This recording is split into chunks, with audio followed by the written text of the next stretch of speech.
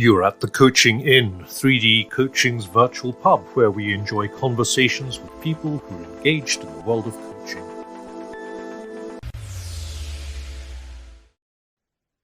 Welcome to this week's episode of the Coaching Inn as we hunker down just before Christmas. And today it's my pleasure to have guests Charly Cox and Sarah Flynn, who've recently published a great book called Climate Change Coaching, The Power of Connection to Create Climate Action. Don't we love that connection word? So Charly and Sarah, welcome to the Coaching Inn. Just tell us a bit about your coaching journeys and then we'll dig in to find out where the book came from. Charly, do you want to go first? I can do. So I suppose I have to go back a little bit in time to about 2010 when I was running a business in West Africa, which is a creative agency in Freetown in Sierra Leone. And I started to question how I could develop my staff, both my national and my expatriate staff. I had staff from lots of different countries. And I noticed a lack of confidence in decision making that led to people not moving forward on things when they needed to. And I started to ask myself, what could I do? And I had no idea what coaching was. I'd never heard of it. But I got a coach at that point because she happened to be in the country. So it was a serendipitous moment. Wow. And I started to really see that this was having an impact on me and wondering if it could have an impact on my team. And at the same time, I was also spending every lunchtime with a different entrepreneur that I knew, chewing over how their businesses ran and realizing that a lot of their problems felt quite similar. They felt quite emotional problems, blockers to action more than they were technical problems. And then I decided at some point that I had to leave. I'd been in the country for almost 7 years. And I thought, well, I'm going to have to stay. If I don't leave soon, I'll be here for 20. And actually, I've probably done what I want to do here. I'd worked with the UN. I'd worked with the big NGOs. I'd worked in corporate sector there. I'd sort of done everything in the time I've been. So I decided to get my team to think about what their dream jobs were. And I was quite tough on them that I said, you can't just pick an easy job that's safe. You have to pick a dream job. This is probably the only time you're going to get asked this question. And I was a bit impatient that they didn't automatically know the answer to that question. And now I do lots of career transition coaching. I'm of course, people don't know the answer to that question. But we teased it out for everybody. And then we put budget behind every person. Everyone got the same budget. And I told them to just come back to me when they knew how they wanted to spend it to get towards the dream. And certainly my national staff came up with things that were really challenging, were really big stretches. And I'll be honest, there was a part of me that thought, there is no way you can do this. And a good example of that would be Yusuf, who was our night guard. And his education had been interrupted by the war. He didn't read and write very well. And he was almost innumerate. And he said he wanted to work in IT. And I thought, wow, how are you going to do this, Yusuf? But because I was closing the business and because it was a dream, I didn't intervene. I thought, it's not your place to say that he can't do this. So what you're going to do is back him and put money into training. We bought him a laptop and we sent him for training. And he came second in the class amongst a whole load of clerical people who'd been using computers for years. And all of them proved me wrong. And I came out of that experience thinking, wow, there's something really powerful in this believing in people and not having an opinion about whether they can or can't, but simply believing in them and championing them. And of course, budget played a bit of a role in that too. And so I didn't know then what I was going to do when I came home, but that experience helped me realize that I needed to be a coach. And I remember saying to my coach quite sheepishly, you were here to help me with career transition. Is it all right if I just pinch your job? And I came home and I trained, and that was nearly 10 years ago. And I love it. And it was the best teaching I could ever have had before I got into proper coach training. That actually it is not our job to say whether someone can have their dream or not. It's just our job to believe them. What an amazing story, Charly. Thank you so much for sharing that, because that's a kind of, well, multiple lessons there, right? Yeah, it was quite a formative experience, I would say. Yeah. Wow. And what's Yusuf doing now? Do you know? I don't know, actually. I've lost touch with Yusuf, but I'm still in touch with quite a few of my team through Facebook and through WhatsApp, and they send me messages now and again. And one of the best ones I got was a picture of Musa, who was almost like a kind of elder in the business. He was notionally our caretaker, but he did so much more. He helped sense check every decision I made. And Musa sent me a picture of him holding a driving license. And his dream was to be a driver, which sounded very simple, but most people just bought a driving license in Freetonia. They sort of just paid the right guy and they got one. And he wanted to actually learn and actually legitimately get one. And it took forever to go through the actual real bureaucracy to get one. But when he got one, the smile on his face was just incredible. Wow. And his family had said, if you get the license, we'll help you get a car. But he had to prove to them he could get the license. So the bit that was pivotal almost was that set of driving lessons and then paying for the license application. It's interesting, isn't it, as you speak? I know we're going to talk about climate change in a minute, everybody. But as you, just to reassure you, but the interesting thing about that is that really supporting somebody to invest in a small thing was the thing in both of those stories that unlocked everything else. That's amazing, isn't it? Thank you. Well, top that, Sarah. Yes, well, actually, and I didn't know all of that. I knew a little bit, Charly. I've heard you talk a little bit, but I didn't know the depth of that story, and I found it really touching. So thank you for sharing that. And I don't think I can top that at all. All I can do is my background's slightly different. So I did a psychology degree and didn't know what I wanted to do. Well, I thought I did. I thought I wanted to be a clinical psychologist, but that was really hard to do. And I went off and traveled and did various things and got various assistant psychologist posts. And I was working with a great team and looking at, doing an amazing multidisciplinary role in a children's hospital. And they were a fantastic team. Each individual was the best they could be, pretty much. But the patients weren't getting the best they could get because they didn't have a mechanism for pooling their diverse experiences, knowledge, perspectives. They sometimes felt threatened by each other, or there was territory. And I just, instead of going, I want to work with the families, I was like, I want to work with the people who are supporting the families, the people who are the customers, if you like. And so and by then I'd got a master's in psychological research methods. So I went and worked in consultancy within organizations, researching, doing sort of grounded theory research into resilience within the organization.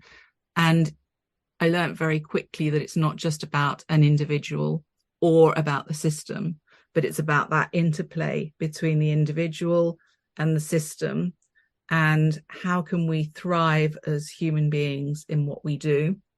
How can systems help human beings to thrive in their work and vice versa? And I kind of was very aware that often we were treating people's well-being and their performance as polar opposites.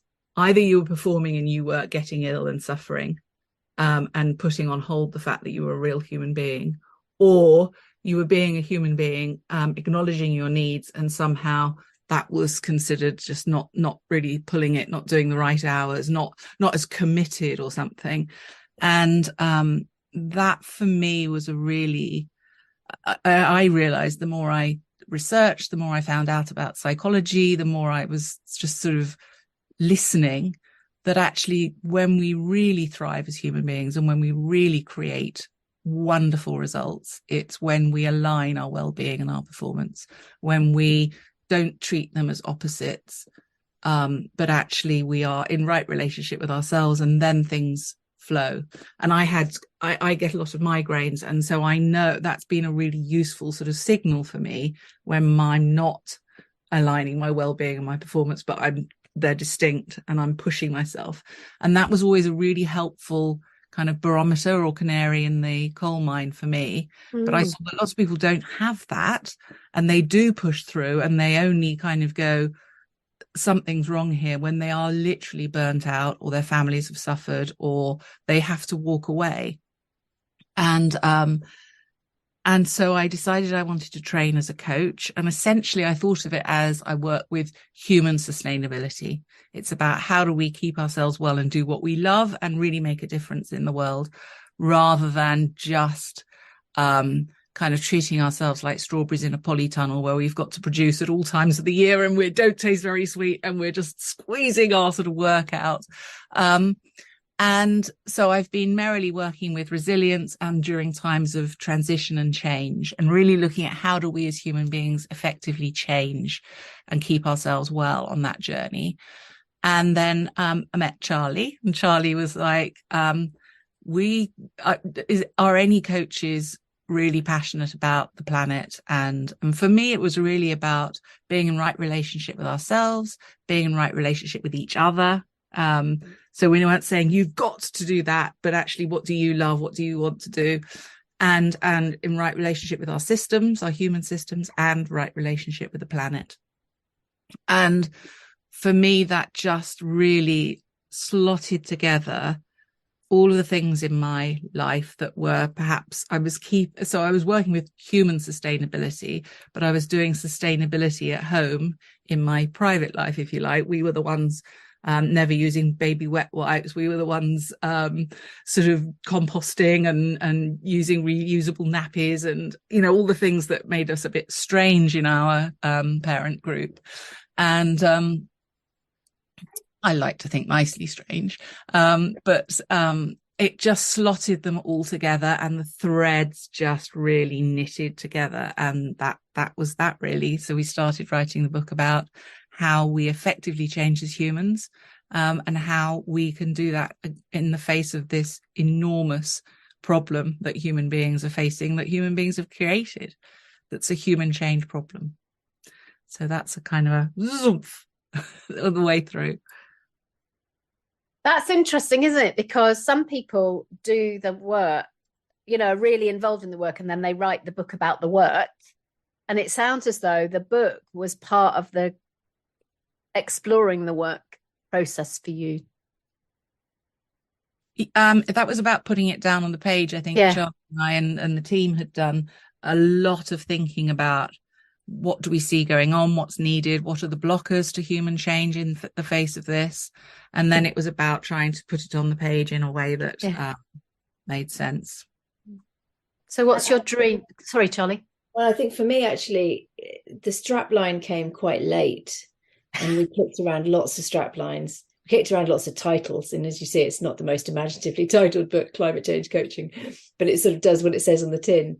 But I think for me, that power of connection was something that I hadn't entirely clocked in what we were doing. And it just kept coming out again and again and again in the writing. And so then we started to say, actually, no, this really is the heart of this whole approach, is about connecting. And I think we kind of knew it, but maybe you knew it, Sarah, but I hadn't quite put it into words until I started writing. And so there was something formative about the writing period. It was a couple of years it took to write. A lot. We did learn quite a lot in that time. We were also doing rebranding at the Climate Change Coaches and totally infuriating the creative agency that had to do it with us, because we kept saying, actually, it's not about that anymore. It's about this thing, because we get, as we sort of wrote a bit more and deepened our understanding. But I do think it was, there was certainly a journey of learning about that connection piece. Yeah, the relationship piece really was central to everything, but just keeping coming. It was like that crystallization each time. It's about relationships. It's about connection. It's about relationships, and just coming back to that all of the time. Which is why writing a book proposal is a pain in the neck, because the book that you write is never the book you proposed, right? Absolutely. Yeah, and when you write, when we wrote the proposal, what's useful about the book proposal is they make you do a structure, so you have a sort of rough idea of the structure, and it only changed a little bit, I think, but but as we've just said, that we were writing a sort of nuts and bolts, here's how you do it book about the sort of theory of how to do this kind of coaching, and that translated into the structure quite easily. But the sort of more philosophical sort of pieces to it weren't in the book proposal at all. That piece about relationship and connection, we really bottomed that out. I remember it just felt like in every chapter I found myself kind of coming back to the same place of that. Which is why you changed the subtitle to The Power of Connection to create climate action. It's beautiful. It's very human. Mm-hmm. Isn't it? It's a very embodied human phrase. And it's that was the starting point. This is a human problem. This is a human change problem at the individual, the relationship and the systems level. Yeah. And our relationship with our planet. Yeah. And I don't know about you, Charly, but I found the book process, because so much of what we're talking about is really transformational. What we need is transformation, not just transactional change. And that's quite a hard thing to put down in black and white, because that's a transactional act. Putting it down in black and white sort of pulls it back down and sort of capturing, sort of maintaining the how do we transform as human beings? How do we create that in ourselves and others? And what are the nuts and bolts? What are the steps? Was an interesting sort of play all of the time. And if you go back to what you said at the beginning, Charly, about Yusuf and Musa, that was transformational change that was engendered by a transactional. Here is some money. What's your dream job? Transformational question. Here is some money. Transactional act that's led to transformation. Yes, and I think the intention was transformation, and that's the important piece.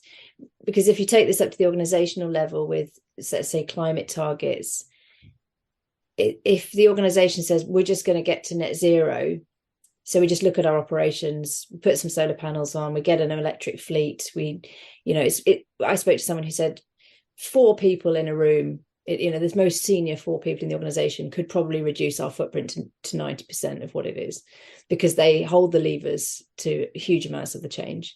But that isn't going to deliver the change we really want. So we have to involve all of the workforce. And that's an early intention about transformation in mindsets with the organization about waste and use, rather than just saying, how do we tick this box so we can tell people we got to zero?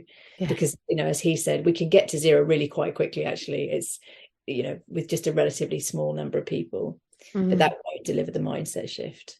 And that's what it's all about in coaching too, isn't it? Mindset shifts.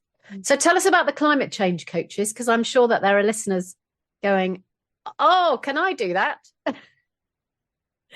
They very much can. So we still run a training course every year for professional coaches. It's an open course.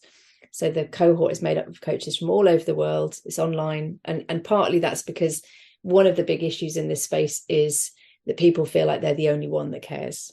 Or often they take it all on themselves. It's all on me. And even though we know logically it's not all on us, it's very easy to feel that way. So having people on a call for 16 weeks with you who are geographically all over the world starts to scaffold that belief in the collective desire to change. So we have that coach program, and it's an ICF accredited coach training program, and it runs every year. And essentially in doing that, if you like, we're training our competition, right? Because, we're training people to do this too.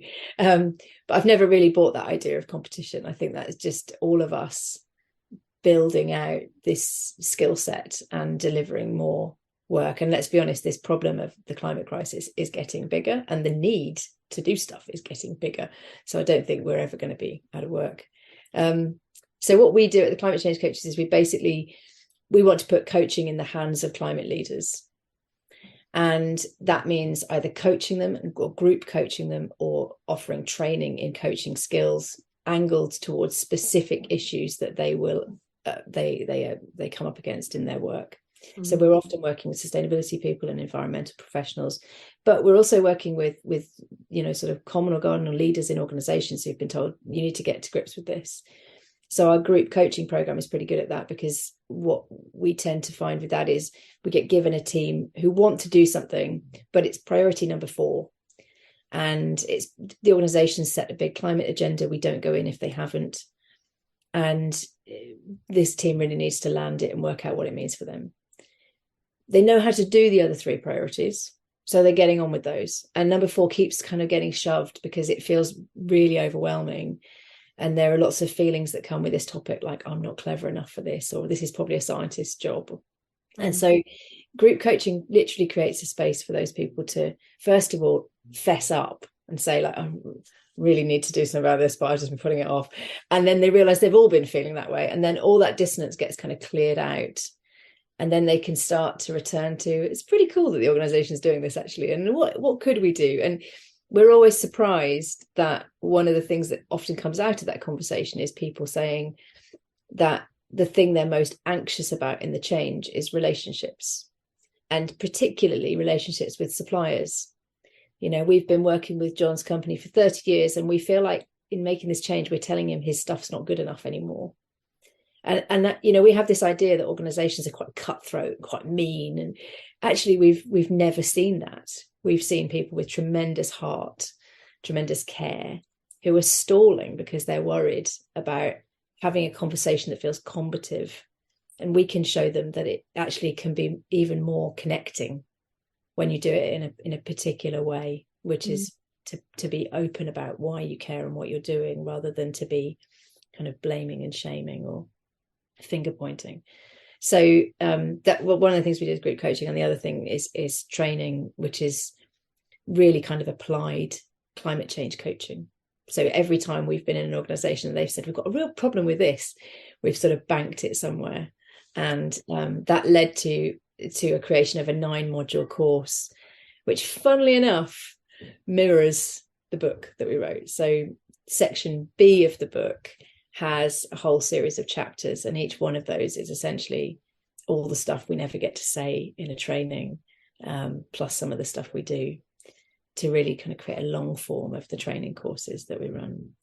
So we're very practical. We kind of come at this from a very pragmatic perspective. If you look at our website at climatechangecoaches.com, it's very bright, it's very bold. There's lots of pictures of people. There's very few pictures of the nature or the environment, on purpose, because when people make a website about climate change, it's very green, there's lots of trees. And people, as a former photographer, people don't associate with those images. We're too disconnected from nature. So the website and our entire brand is about people taking action and looking like they're having a great time doing it. So we build this dream to run towards, not a nightmare to run away from. So everything that you've ever done, both of you, has come together in this work that you're doing together. What a beautiful combination you bring. Yeah, it was absolutely fantastic writing the book with Sarah. Her research background, apart from her just enormous amounts of knowledge, her research background was absolutely amazing. And we were swapping content between each other for the mutual editing. And I remember getting to the resilience section D that Sarah did a huge amount of the writing on, and realizing that I was burning out as I was reading her burnout chapter, because we were right up against deadline for the book. And thinking, I really should have had a conversation with Sarah where she gave me some advice about this stuff maybe about a year ago. Sarah, what were you going to say? I wasn't actually going to add anything specific. I'm just letting it all sink in, really, about what you said about it's actually a culmination of what we've both done. Feels very true, and it feels the same for the team. So the team bring just such beautifully rich perspectives, passions, talents.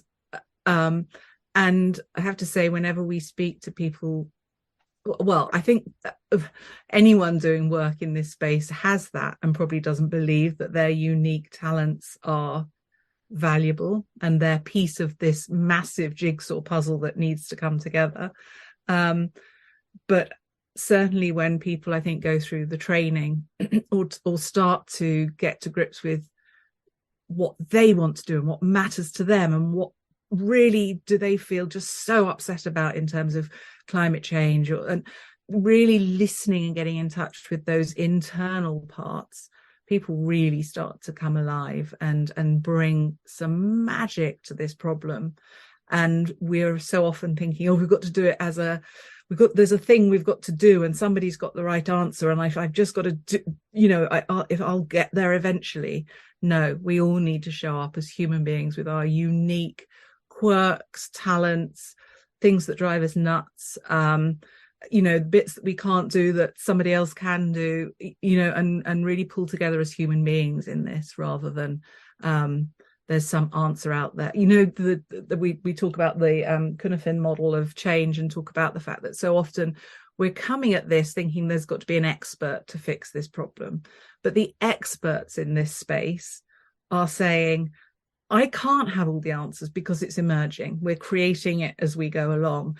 We need a coaching relationship with the clients in the organization. I'm thinking of sustainability consultants who build a relationship, and because of that create change, rather than coming in and going, wham bam, this is what you do, I'm the consultant, I'm the expert, steps A to C, you're there. Actually, it's about just the human element, and that's the most powerful, but also the most intangible and difficult. So that's, I think, why this felt really important to do. Actually, just building on that, you just make me remember we were just doing some work with a big insurer, and one of the things they identified was that one of the teams they were trying to influence was very risk averse and wanted the answers. They wanted certainty. And in the way we worked with them, we sort of did a hybrid of a little bit of training and group coaching. And we trained them in how to listen for values. And they had this breakthrough moment of, oh, they have some value sitting under uncertainty. We need to find out what that is. Is it safety? Is it security? Is it competence? So off they went to find that out, because once they could start to speak to that, they didn't actually need to have the answers. They just needed it to help that team feel that they had that sense of safety in the uncertainty, or whatever it was. And that's the power of this approach that all of us as coaches have the ability to do, is to get people below the topic and the story into the sort of what really matters, because that's where you've got the most leverage. Whereas at the topic, things can get quite stuck. And your example there, Sarah, just completely reminded me of them saying that and realizing that values could be a really helpful route out of that problem. Yeah, absolutely. Charly has a lovely little diagram that she shares, where we often go from the issue, help me remember the exact bits, but we try and step over the emotions to go to the issue and the solution. And actually what we need to do is just acknowledge the emotions. Oh, it sounds like you feel stuck. Oh, it's overwhelming, isn't it? It sounds like it's new and you've never done it before, but connecting with the human and the emotion and what they're really saying. So often it's just disempowerment, or it's, stuckness, whatever word you want to use, and actually not trying to step over that and go, yeah, but we've got to. But actually just staying with them in that and normalizing it, hearing it, naming it, in itself is just so powerful, and is connecting as well. So instead of us polarizing into little groups that believe more or less or do more or less, actually it connects across people who are doing something, people who aren't doing something, people who, wherever you are in the change curve. That connecting to the human being just pulls the different groups together and creates those bridges to across difference, that's really connecting, and that means we can create much more effective change in our human system, if you like. And of course that takes both sides of the relationship. So I think often people come into our trainings thinking, great, they're going to give me some tools that I can do stuff to other people with, and actually, to build on what you said, Sarah, there's a tendency that we see, isn't there, for people to be quite technical, and so they go to facts. If I just throw some more facts at this person, they'll change. And there's a brilliant case study in the book from Sarah Taylor, who's the climate lead at Natural England, saying, you know, exactly that. She's sort of tongue-in-cheek says, you know, I think, oh, they must need more facts to help them decide, I'll just throw some more facts over. But of course, partly that's coming from our own anxiety.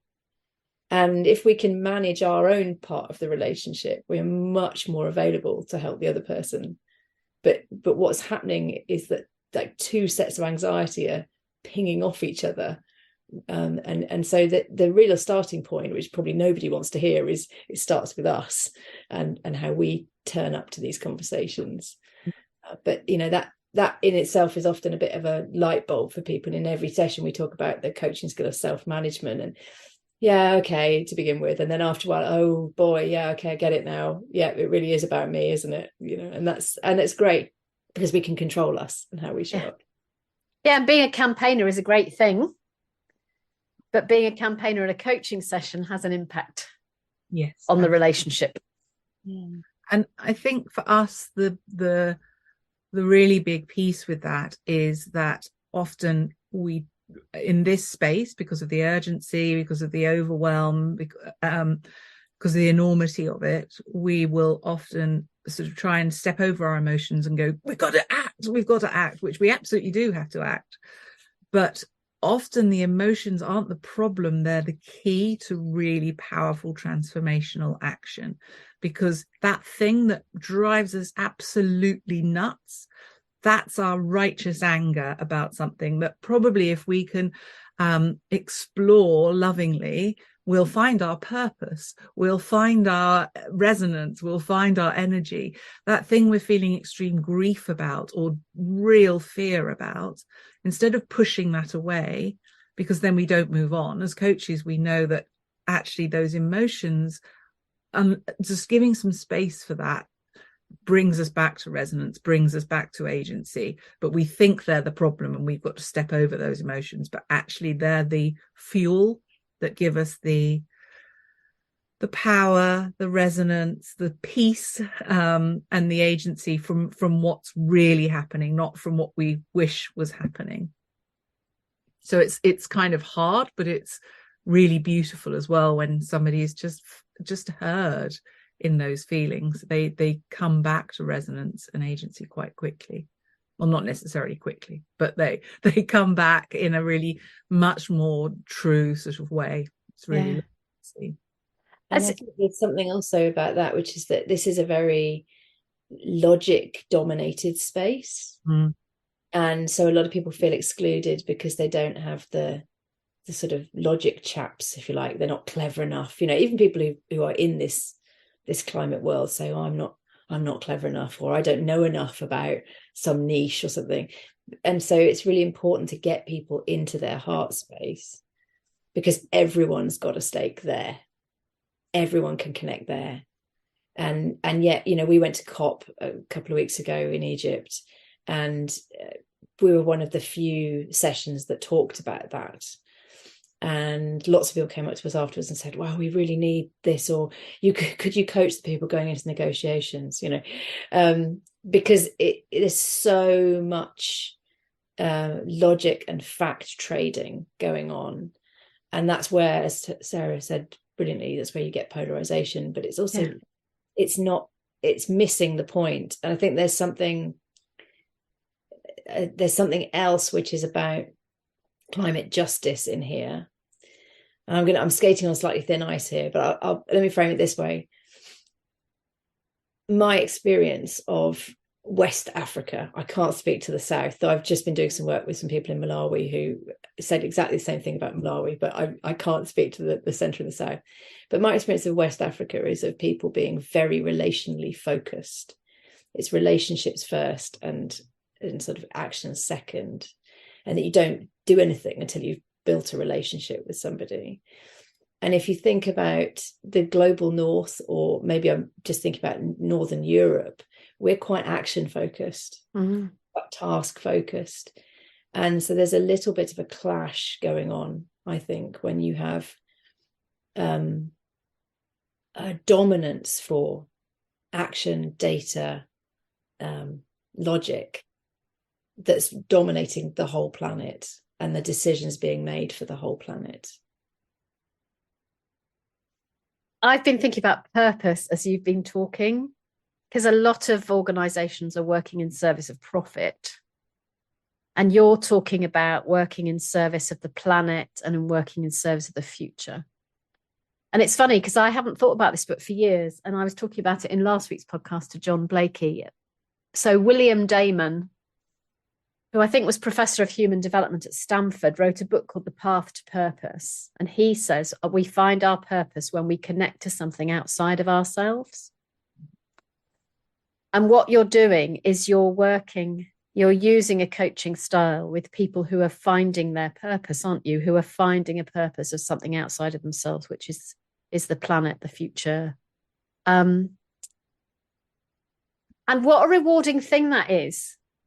Because when you work in organizations that are working in service of profit, there's, well, if that's not your thing, then that's not your thing. But actually, there's also something about there isn't a common goal because it's my profit. I'm working in service of my profit, my shareholders' profit. Whereas you're describing this our, aren't you? Our planet, our future. And so often when people do connect to their hearts and not just their heads, and they connect to themselves as human beings, that naturally comes out. It's so interesting. I do two kinds of coaching. I do parental transition coaching and this coaching, and I will often coach people who in a corporation about their parental transition. And what I observe is that when they connect to their heart, when you ask them really deepening questions like, what do you care about? What are you taking a stand for with this? What really matters to you? All of those deepening questions, you notice their energy and you feed it back to them. So often it starts about parental transition and the next promotion, or how do I sort of still make sure I'm doing the hours that are needed, and all of this sort of thing.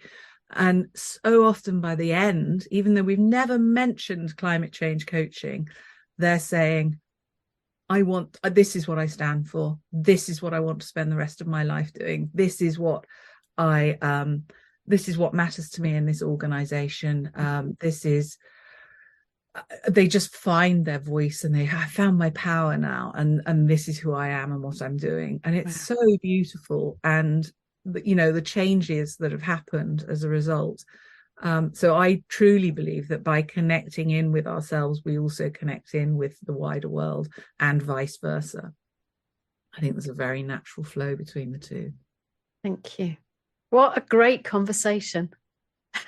Thank you so much, Charly and Sarah, for coming to the Coaching In.